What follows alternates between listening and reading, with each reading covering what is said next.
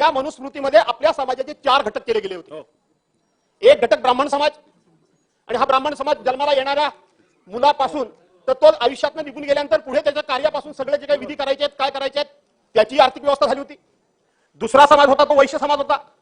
वैश्य समाजाने व्यापार, दुसरा समाज होता तो वैश्य समाज होता, त्याने व्यापार करायचा आणि व्यापार करून त्याने आपला व्यापार उद्यम चालवून त्याची सुद्धा आर्थिक उत्पन्नाचा स्रोत निर्माण झाला होता।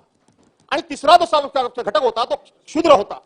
त्या शूद्राला अतिशय कमी दर्जाचं काम देऊन कळत नकळतपणे तो कष्टकारी म्हणून कष्टाच्या माध्यमातून सुद्धा त्याला काही ना काही उत्पन्नाची सोय केली होती।